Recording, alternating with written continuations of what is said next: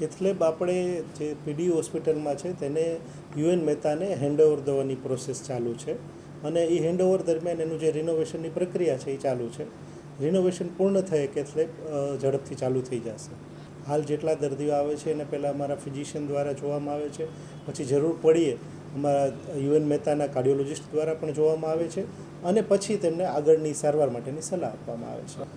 અમારા પ્રયત્ન છે જેટલી ઝડપથી થઈ શકે એટલી ઝડપથી ચાલુ કરવા માટે. યુએન મહેતામાં ગયા પછી યુએન મહેતાના જે ચાર્જિસ હોય એ પ્રમાણે એમને ફોલો કરવાનું રહેશે. હજી એ વિશે કોઈ ઓફિશિયલ માહિતી ન હોવાથી હું આપી શકીશ નહીં. અમે કોશિશ કરીએ છીએ જેટલી ઝડપથી થઈ શકે એટલું ચાલુ કરવાનું. અમદાવાદ ધક્કો ખાવો પડે એના કરતાં પહેલાં તો અમે અહીંયા જોઈએ છીએ દર્દીઓને અમારા ફિઝિશિયન દ્વારા, અહીંના યુએન મહેતાના કાર્ડિયોલોજિસ્ટ દ્વારા, અને ત્યાર પછી જે દર્દીને જરૂર હોય માત્ર ને માત્ર એમને અમદાવાદ ખાતે રિફર કરવામાં આવે છે. અત્યારે આપણે સિવિલ હોસ્પિટલમાં અને યુએન મહેતાની અંદર ફિઝિશિયન અને કાર્ડિયોલોજિસ્ટ દ્વારા હૃદયની દરેક તપાસ થાય છે, જેની અંદર ડોપલર, ટીએમટી અને આપણે કાર્ડિયોલોજી બધાની સુવિધા ચાલુ છે. એ વિશે માહિતી અત્યારે મારી પાસે નથી, ક્યાં ક્યાં અવેલેબલ છે ને ક્યાં ક્યાં નથી.